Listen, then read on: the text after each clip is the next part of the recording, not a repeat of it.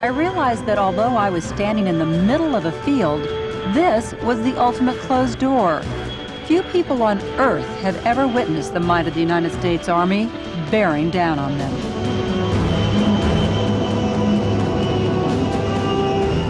As paratrooper after paratrooper leapt from each plane, they formed an eerie chain across the sky. From the ground, their gray parachutes blotted out the stars as they plunged to Earth. Oh, damn. What is that like when you hit the ground? Sometimes the ground hits you. Roger, the 1K was just over one contact, wind knocked out of him, but another one just hit really hard, and we definitely... On this night, one soldier broke both knees when he hit the ground. Despite all the training, broken bones are a regular occurrence on the drop zone. Paramedics are always standing by. Once they landed, without making noise of any kind and in total darkness, the soldiers had to free their weapons, pack their chutes, and find their units. With my night vision scope, I could see the action clearly. I watched infantrymen form a protective shield around the perimeter. As communication specialists were busy setting up mobile command posts. Meanwhile, the gunners had to locate and de-rig their cannons, and the clock was ticking. They only had 30 minutes to destroy their target. All right, push it down now. Push it down. Go down. Come on, Smoke. As this battalion struggled to remove the cannon from its packing material and make it operational, the communications officers nearby set up radios to receive target information. Go ahead and send grid the mission over. The targets were up to 2 miles away, and the soldiers had to make the necessary calculations in order to direct the howitzer. 3276. Just 25 minutes after dropping from the sky, the artillery was in place. The order was given to begin the assault.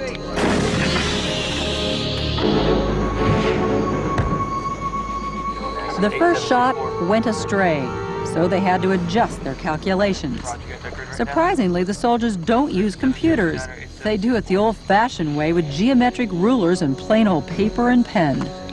We have the computer technology. However, dropping that equipment is not necessarily always feasible. It's very expensive. It's very fragile. 8764.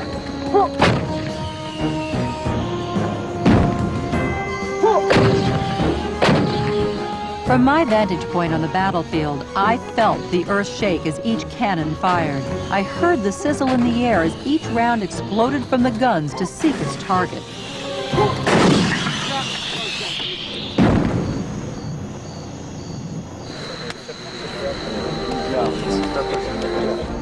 Why do people want to go into the airborne? Because it is hard.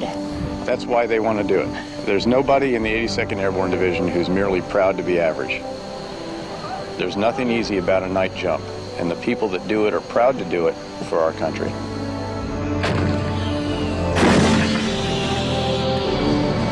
The United States Army's 82nd Airborne behind closed doors.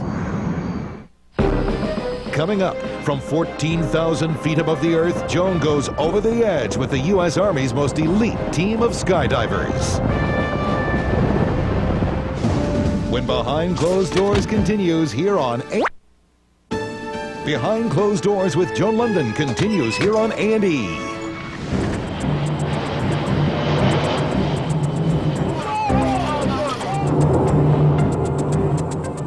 While the paratroopers of the 82nd Airborne train on the drop zones at Fort Bragg, North Carolina, less than 2 miles away is home base for a different group of jumpers, the U.S. Army parachute team, the Golden Knights.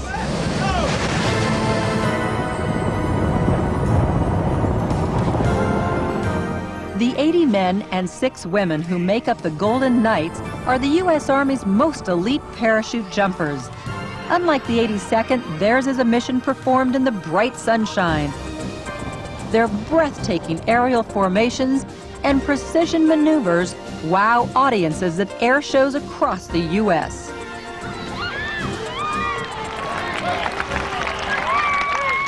Our primary mission is to travel around the country, perform parachute demonstrations, and compete in national and international competitions, promoting Army awareness, and just showing the American public good soldiers doing a different aspect of today's Army. In addition to 2 traveling demonstration teams, the Golden Knights have 2 other teams rarely seen by the public. They do nothing but train for international parachuting competitions. In fact, the Golden Knights Formation Skydive team holds the current world title. The Knights have won gold medals in everything from most number of mid-air spins to the most number of formations completed while in free fall. These jumpers are so skilled that they can even jump out of a plane at 14,000 feet and literally land on a dime.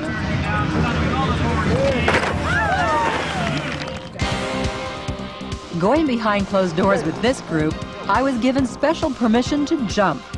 For the first time, the Army agreed to allow a civilian to join the Knights in an aerial ballet called a formation skydive. A signal officer by trade, Captain Bill Miranda, has been a Golden Knight for 2 years and a soldier for 8. What does it take to become a Golden Knight? Anybody that wants to become a Golden Knight must submit an application. They must have at least 3 years in the military. They're required to have a minimum of 150 free fall parachute jumps and a flawless military and civilian record. Now, you are still part of the Army, though, correct? Yes, ma'am. Every Golden Knight is a soldier first. Currently on the team, we have 38 different military occupational specialties. We have truck drivers, mechanics, medics, we have infantrymen, we have tank drivers, we have a dental hygienist. We have just about anything that the Army offers, we have on the Army parachute team. Behind this closed door is where the Golden Knights keep their gold. Since their formation in 1959, the Knights of the Sky have won more awards than any other skydive team in the world.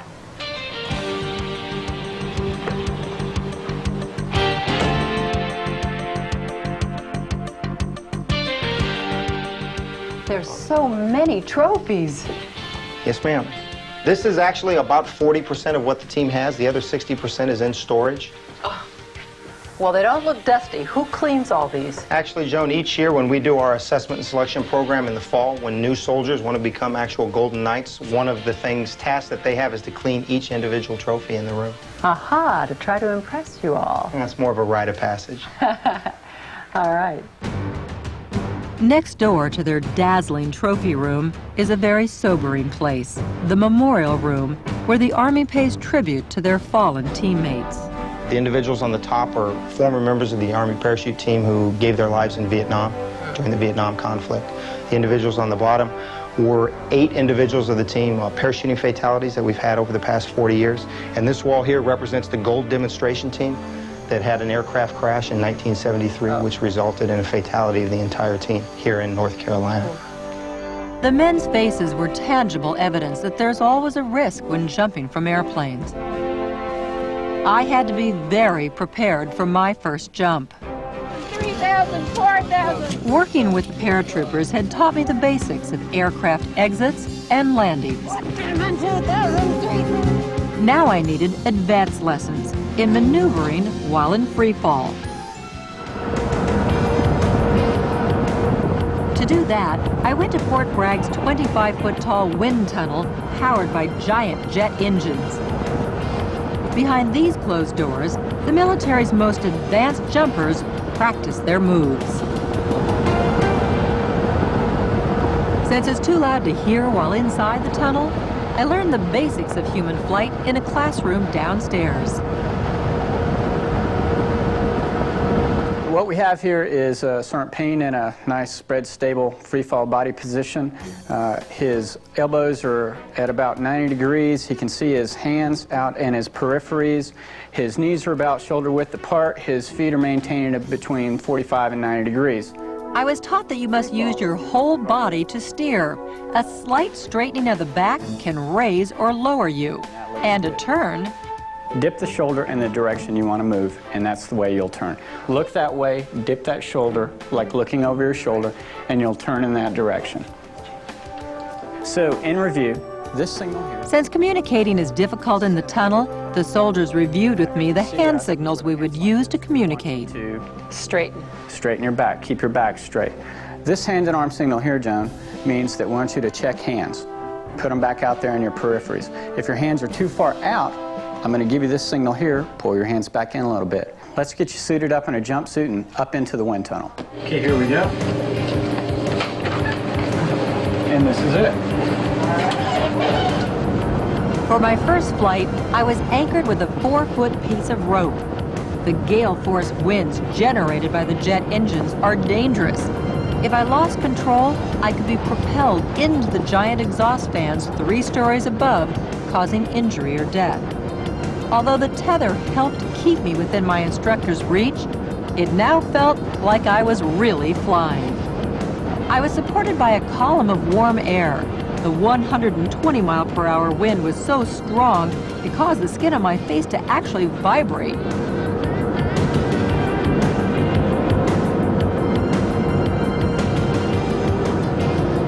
After a few minutes, the instructors grew confident enough in my abilities to let me go solo.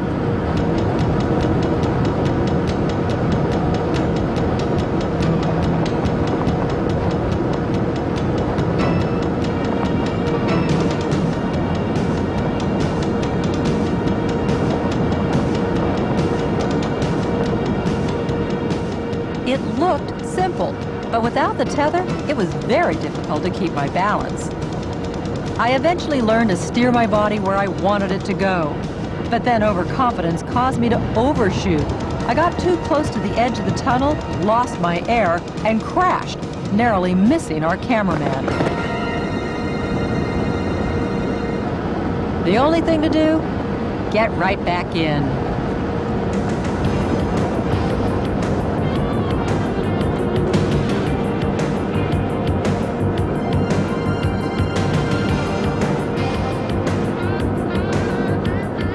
During my 15 minutes in the wind tunnel, I received the equivalent of 15 jumps worth of experience without ever getting into an airplane. My instructor said I was ready, but I wondered how the wind tunnel compared to jumping out of a plane 3 miles above the earth. Coming up, it's time to take the plunge as I make my very first skydive.